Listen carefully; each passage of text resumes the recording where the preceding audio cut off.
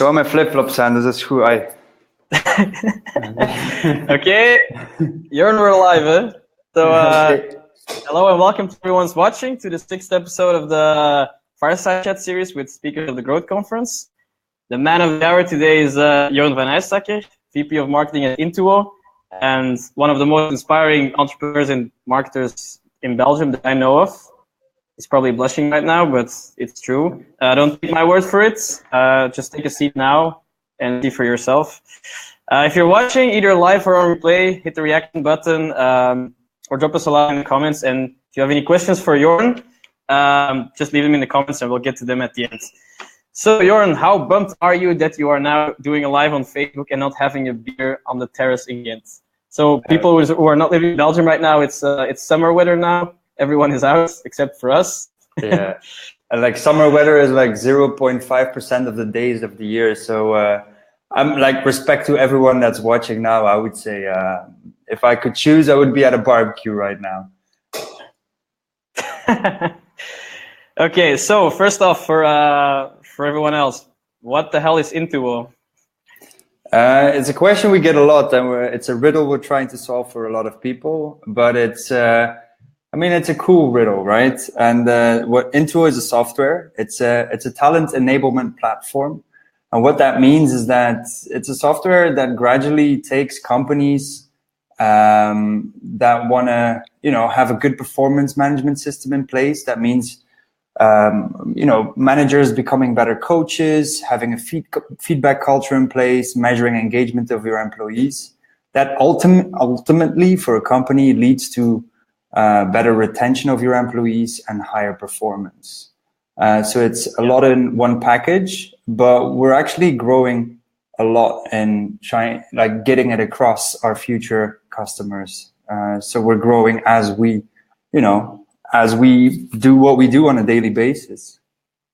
Yeah, and how are you growing? What are Intuo's main tracking channels? As a marketing team or as a company? Yeah, both. Like, how are you growing into what are you focusing on in your day-to-day job as VP of marketing? Okay. So my job as a VP is to align with Arnie, our COO, and Gilles, our VP sales, as to what our company strategy is and how we're gonna get there as a team, as a marketing and sales, as a smarketing team. And on a daily basis nowadays, the last months, we've been integrating HubSpot, so automating our outreach and our nurturing of our future customers. And that is a big task. And I think the KPIs, or, what we need to hit is the annual recurring revenue that we want to generate as a company, because we work on a licensing basis, as well as making sure that we have the right amount of leads up in the funnel so that we know and anticipate who's going to be a customer in 6 months, 9 months, a year from now. Long sales cycle? Yeah, definitely. I mean, we're in a very immature market. I think we're going to get there in a bit, but like not a lot of people, not a lot of our customers, until they get a customer, know very well what their problem is exactly, like why people are leaving their company. And they don't always realize that a tool like ours can really help them in, solving their problems. So our marketing is a lot of times making our customers and future customers or leads realize what they can do to solve their problem, rather than just saying like, hey, we're a vacuum cleaner, buy us. Yeah, so you have to spend a lot of time on educating them, on making them aware that they have a problem and you are the solution to their problem. Yeah, definitely. Yeah. And it's a cool challenge to have, to be honest. I've been in B2C, but B2B is fun just because of that, because it's a big challenge of, narrowing the sales cycle, or like shortening it at least. So I really enjoy that. I'm just going to turn down the heat a bit in this room. It's killing me. So you were saying that you need to do a lot of customer education. Yeah. What are your strategies or tactics to do that? Do you produce a lot of content, for example, or? Yeah. So strategy, the approach, I think, is the inbound methodology of HubSpot mainly. I think, you have the three customer journeys, or the customer, how do you call it, sequences. So there's awareness, where people don't really know what their problem is. There's consideration, where they kind of know what their problem is, and you might be a solution. And then there's a decision, where they know what their problem is, they know what the solution is, but are you the right solution for me? And I think creating content that fits these three stages is a good framework for us to see where we lack and where we are strong, and where, to prioritize your efforts in creating good content for your future customers. Yeah. What would you say are your, let's say, biggest learnings from the day you started as VP of Marketing of Intuo up until today? Are there things that you have really learned and are doing differently today than you did them before? I mean, there's so many things I've done differently than before. To be honest, when I started, I came from a B2C where the sales cycle is super short, right? People buy on the spot, while here it takes so much longer. So I had to learn a lot of stuff. But I think, the main takeaway, the main steps we've taken is, like, when I arrived here, we were only using Google advertising, so Google AdWords. So when I got here, we cut that completely to see what really works and what doesn't, right? In terms of what generates leads, what doesn't. So we skipped that entirely. We experimented with Instagram, we experimented with Facebook, with LinkedIn. And it turns out, for our audience, LinkedIn is definitely the one channel to reach them, and is the most effective for us as well. So before, I had never worked with LinkedIn, and to be honest, not too much with Google AdWords. But so AdWords is very low in the funnel. So people that search your name or your what your product is are quite ready as a customer. Yeah. So those are people who have no idea why their employees are leaving. So they're not aware of the fact that their employees are leaving for a reason. So they don't have buyer intent towards Intuo. Exactly. So how are you using LinkedIn mostly to reach B2B companies? Do you use a company page mostly? Do you do sponsored updates or? So we have a couple of approaches for LinkedIn. I've experimented a lot with the features that they have as well. So they have these lead forms as well that you can use. They're not very effective in my experience. What works really well is we post a social post on LinkedIn, an update, a white paper, whatever that might be. And we, put some money against it towards different audiences, towards different, we categorize in countries. Nick is helping me very well on with that as well. And then a second experiment we've run is the account-based marketing experiments we've done, is where we write a story about so we sit together with sales, we ask them, what kind of customers would you love to have, right? And for instance, Lego was one of those examples. So we wrote an article, short article on, what Lego is doing about their company culture. We made a thumbnail saying, like, how to Legolize your culture. And we then push it on LinkedIn and only target it to people at Lego, for instance. So the conversion, the cost per click you get is super low. It's super relevant to that audience. And you create awareness within our company. Does it convert immediately? Not necessarily, but you want to get a conversation going in a company for a product like ours, especially if you expect everyone within that company to use Intuo. So if it's just for the managers to use it, I would go for a different strategy. But in our case, that works and it creates a conversation. So we use it in different ways, and we experiment on a daily basis with LinkedIn. Yeah, that's an awesome strategy. I've heard that story before. I think it's one of the best cases of really, let's say, penetrating within a company that has no idea that it needs you, and to make it aware of the fact that it does need you. Like, guys who's watching, like, this is an amazing strategy. This is really fine-tuning your value and aligning it to what your prospects are really looking for, and to fit their unique context. So and maybe enough about it doesn't like, I just want to add, it doesn't need to be a specific company. It could be a very specific sector as well, right? So if those because you need a minimum audience of 1,000 people, I guess.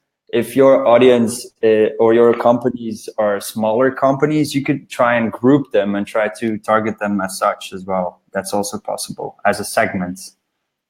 I also think these kind of strategies will be increasingly important. GDPR coming up, you really need to lure them in, and you need to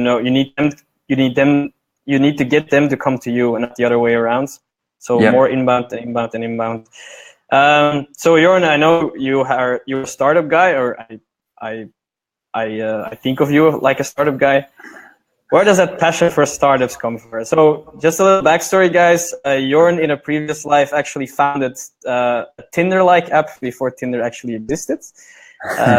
So what makes you think, why startups? I didn't found, so Rendezvous is what you're referring to, and I co-founded it. So like the guy who came up with the idea and the initial energy was George, a crazy Greek guy who was, I was a co-founder with.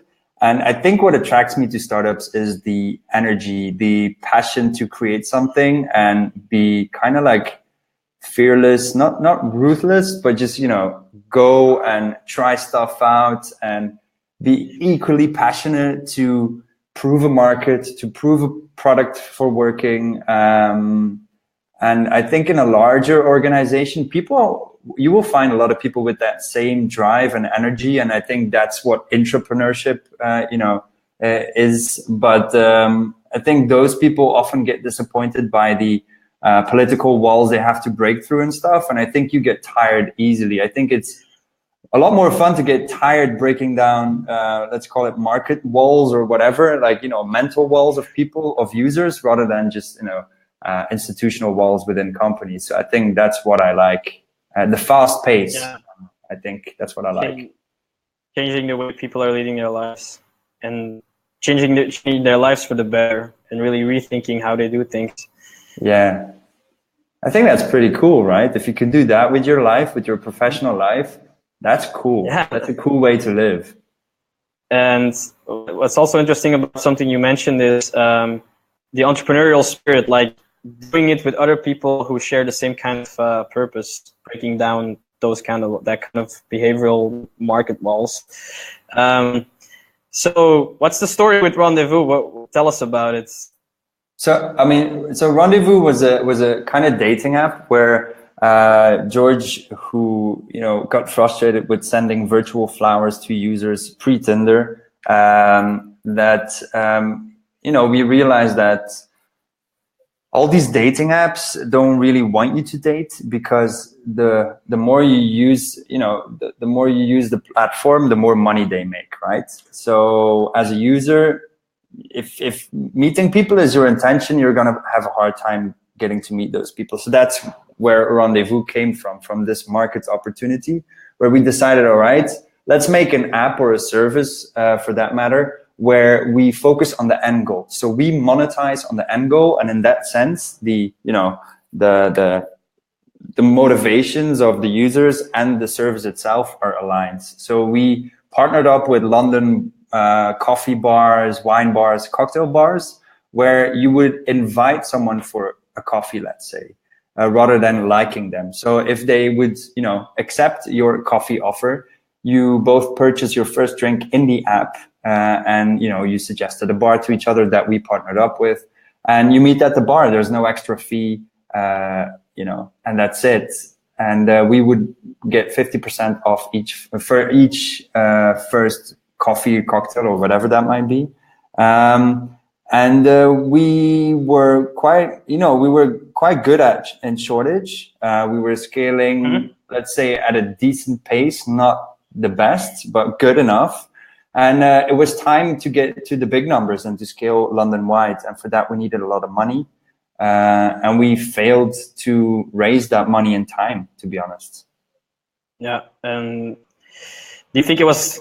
Do you think you had some kind of a lack of experience at the time, or do you think you could pull it off now, or what have been your main learnings ever since? Because I think lack of experience should never be the reason not to start something or not to explore certain angles. Sure. But yeah, I mean, we needed to get more experience, but I don't think that's the reason we didn't manage to do so. I think it's a combination of a lot of things.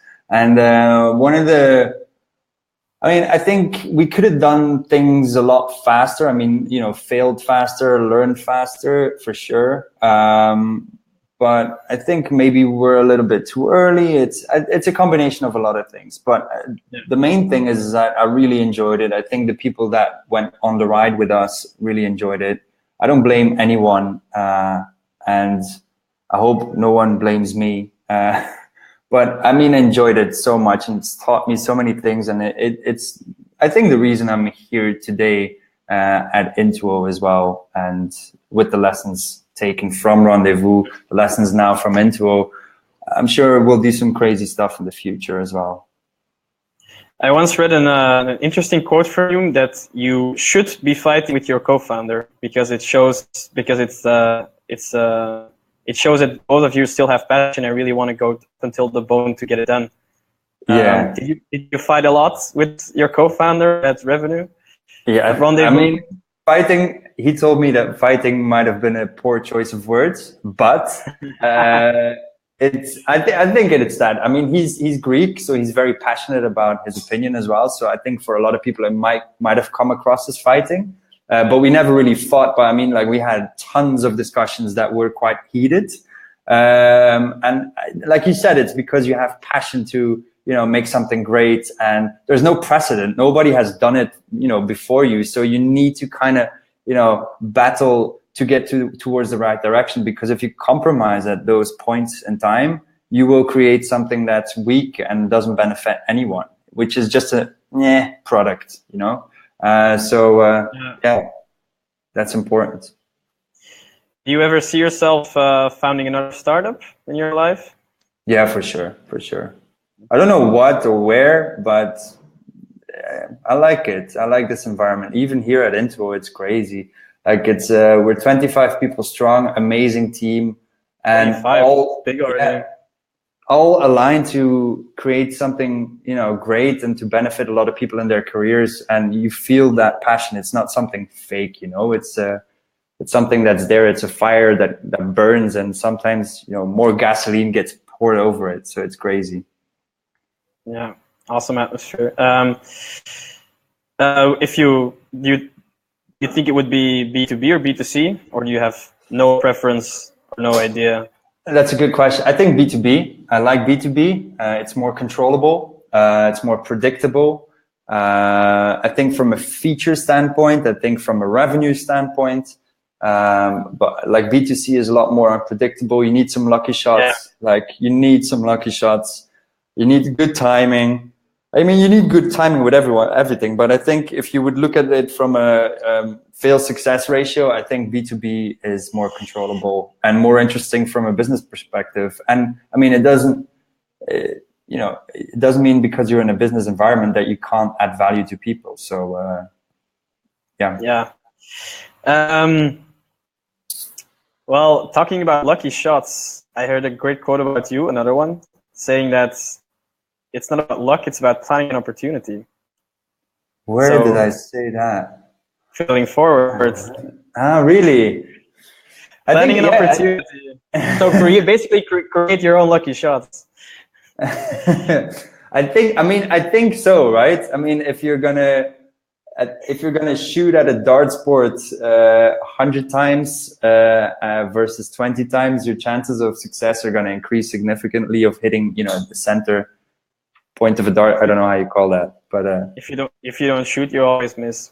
Yeah, exactly. 100% of the chances you don't take do not succeed. Damn it. Yeah. I don't remember who said that. It was a baseball player. I think it was. Slipping me. Whoever's watching, if you remember who said that, leave it in the comments. Talking about quotes, the quote you identified the most with, of your own saying, is it's better to ask for forgiveness than it is to ask for permission. Yeah. How do you live that quote, Jorn? How do you live that on a daily basis? George and I lived it thoroughly during our time at Rendezvous, like where we would put "You Me Drinks Now" stickers in the streets of London everywhere, which was at that time our main driver for downloads. We did protests in the streets of London, and that was where I felt that you could take a significant risk that a lot of people might be so afraid of doing because of the potential consequences, that if you actually do them, you will see that if there's there's a lot less consequences than you would anticipate. And if there are consequences that, would hugely damage you, try to, deal with them and apologize or whatever is necessary at that time. And I think that mindset I've taken to Intuo as well. So a lot of times when you try something new, I think everyone's experienced that at a marketing campaign or anything else. A lot of people will, have this in a team, especially be like, oh, should we really do this? What if this happens? And blah, blah. I will always be, I think, the first to say, fuck it. We're just going to try it. And if something bad comes out of it, we'll see how we'll twist it or handle it. But if we don't try it, we won't know if it works or not. And we won't even know if the impact or the negative consequence is even that big as we anticipated. I think it has a lot to do with ego too. Like, people are afraid that if they fail, people will look at them differently, and that the perception that people have of them will change in a negative way. Yeah. While the actual consequences are often close to zero, and while that perception never changes as much as you think it will. Yeah. Also, because if you are yourself very confident in it, and you're a master of your own perception, so yeah, and you can also master the perception of others in the sense, like, imagine, right, the legalize your culture example from earlier. We could have easily been, everybody knows Lego is very particular about their brand and how you use their brand. And we could have easily had an angry letter or email from a lawyer. Maybe it's in my spam box, I don't know, but I haven't gotten any. But the thing is that we have not used any of their colors or whatever, or their logo. We did only speak positively of them within the article once you click the article. So, if you're going to use the words legalize your culture and you're just going to bash their culture, then obviously there's going to be consequences, and the chances of them, of the consequences being there is quite high. But if, you can manage the perception of how they're going to interpret you using, their logo in a funny way, or their brand in a funny way for that matter. So, I think you can always twist it a bit. You can minimize potential damage. Plus, on the other hand, if you kick someone in the shins and it hurts, it means you're onto something. You're getting traction somehow. Exactly. Is there something that you think you are not good at? What are your weakest points? Yeah, I think I used to be quite perfectionist, I think, or at least I wanted to get things right. But the reality is that you don't ship as much in terms of content, in terms of design. You're not as agile, you're not fast enough. So I think I've learned to accept the fact that perfectionism is not the ideal way forward. And now I'm actually gotten bad at dotting the I's, as to say. So, like, for instance, Sander, my colleague, is, he's passionate about getting the brand right, getting the tone of voice right. While right now, like, I don't even, read, or I don't even, perceive it into such that for me, 70% is often enough. And I think if I didn't have anyone like Sander, or for anyone else for that matter, I think our brands and our marketing wouldn't be as strong, right? So I think I need people around me that are really good and passionate about those little details around me. Are you a good closer? Closer as into what? Sales? Yeah, sales. Like, what I hear from a lot of marketers is that they're really good at talking a lot and cooking an idea into someone's head and to align the value and everything else. and this includes me, but they're very bad at actually closing something. Like really getting, if you're in a room with someone, you really get to eventually get where you want to be. For example, here at our agency, I'm pretty good in copy and in cooking up ideas in other people's heads, but it's Yannick who closes the sales. I'm a very bad closer because I'm too honest, basically, sometimes. But I think, I mean, I don't know. I think everyone can turn out to be a good closer. I think, I don't know. I negotiate a lot with, with whatever that might be. I don't know, fairs or whatever, sponsorship deals. I think negotiation or closing is always a matter of beforehand trying to define for yourself what is your walkaway point, what is your, what's your walkaway price, what's your lowest price you're willing to do, or your highest price if you're in a negotiation. I think those are all tricks and tips people can learn from the internet, from good salespeople around them. But I don't know. I think I could close a deal, but it might not be the best deal. I think experience teaches you how to close to the best extent. Yeah. Is there an opinion that you hold that a lot of people disagree with? By the way, this is do you know Peter Thiel? Yeah, name rings a bell. Yeah, one of the early investors in Facebook, written a great book. It's the one question he always asks. Is there one important truth that is true for you, or opinion that you hold that a lot of other people disagree with?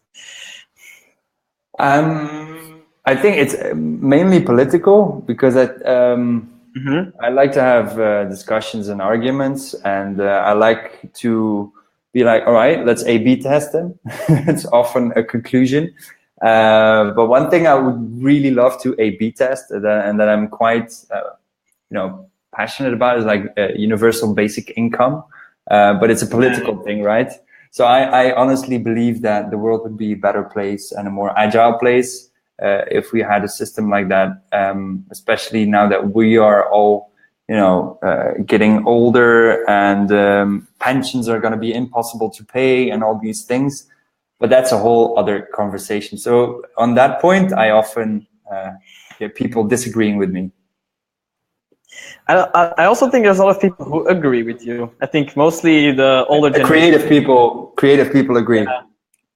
Yeah. Because a universal basic income would allow for a culture that allows a lot more failure. And if you allow more failure, then you also allow more innovation and creativity. Exactly. So it's a system that nurtures entrepreneurship, at least in the cases they've experimented with it in Africa and stuff. But that's another story, I guess. 2 years in and you're off, no?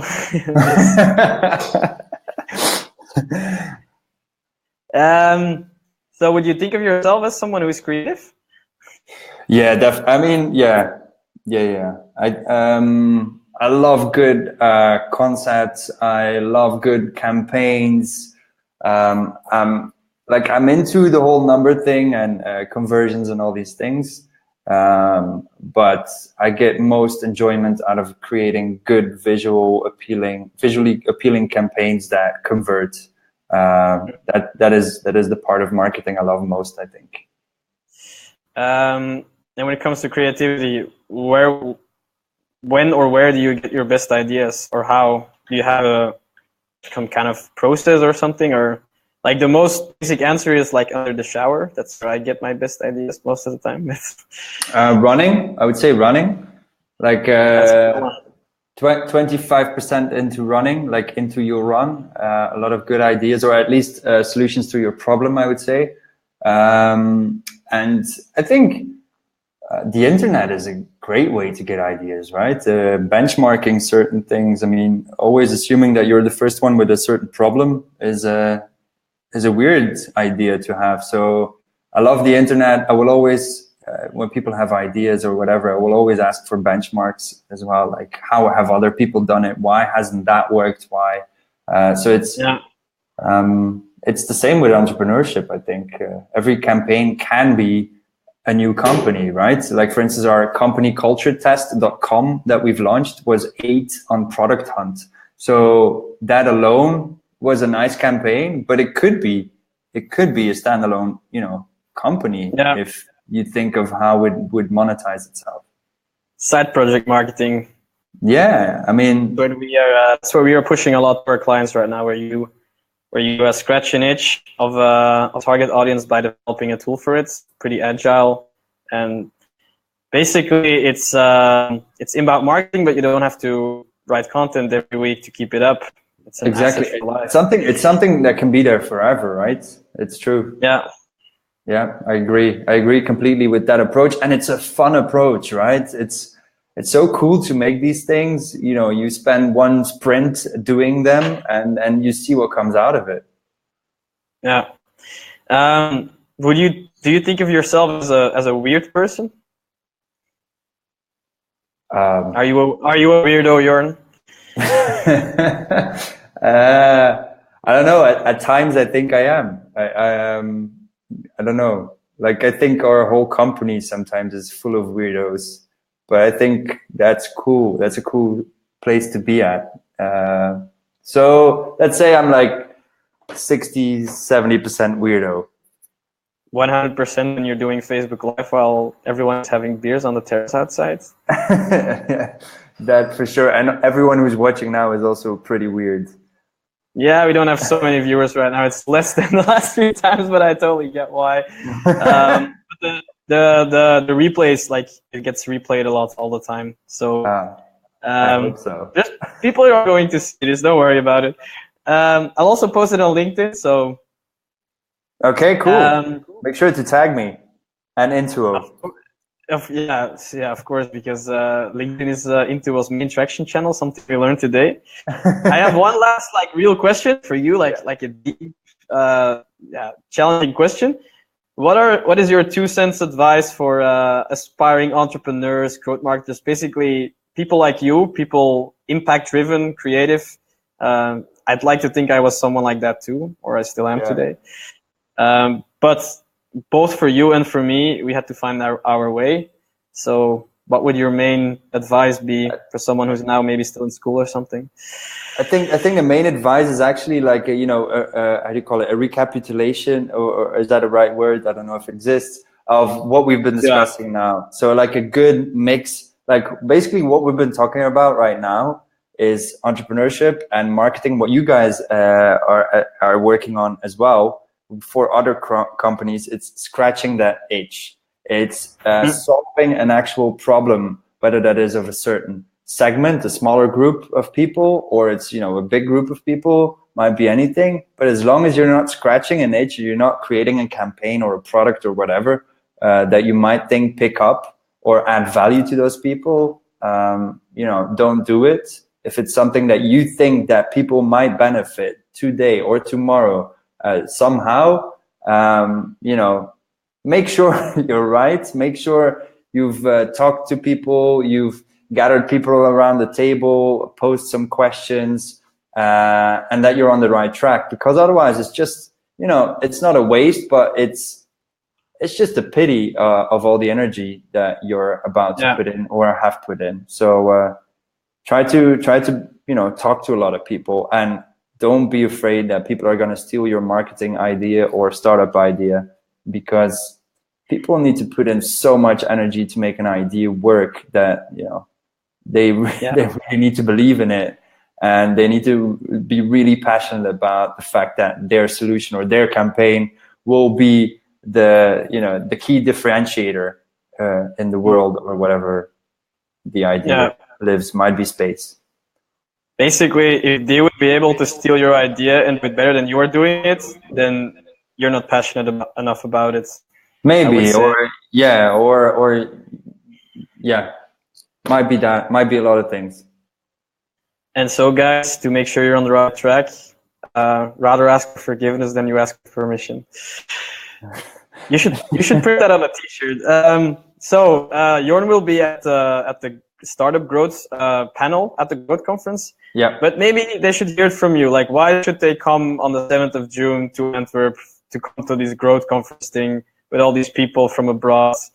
Why should they come? What are your expectations from the 7th of June? I mean, so let's assume that the 7th of June, it's amazing weather, right? So basically what we need to sell here is why you would, want to go to the growth conference rather than have a drink in the sun with maybe someone that has also been an entrepreneur. I think that the growth conference, when I was there at the first edition, I really enjoyed the high levelness of the talks. So it was very practical, but also quite, ideological in some cases of, what they believe growth marketing should be like, or growth hacking, or growth experimenting for that matter.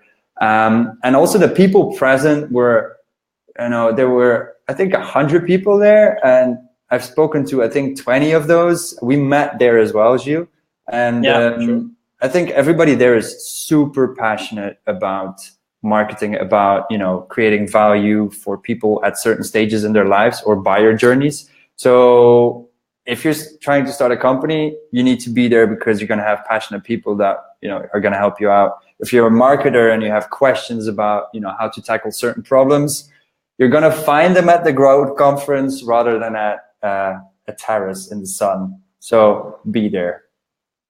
So guys, you heard from someone else, and just to add, like Jorn was talking about last year, this year's conference is going to be multiple times that. We're going to have a lot more people, a lot more of those passionate people coming in from all over the world, people who are growing companies in industries in the United States, in Australia, and all around the world. So you need to be there, and we still have 2 weeks left of early bird tickets, so don't lose your chance. And yeah, on that last thing, I'm going to say, I'm going to wave hello. I'm going to wave goodbye because the sun is still looming outside for me to come out, and I think Jorn is also looking outside the window. If you're watching this replay, hit the reaction button, leave a comment. If you still have questions for Jorn, you can always ask them. Maybe he'll rewatch them this night after he comes home after the beers, and then he can write an amazing answer. Belgium is going to go crazy tonight with this weather. But hey, Gilles, I want to thank you as well. I want to thank you for having me on the panel, first of all, and for doing this interview, because I think it's a great hack as well. So thanks for having me. It was great having you. So guys, see you. Enjoy the weather from Belgium. If you're not, good luck with the rest of your week. Goodbye. Peace.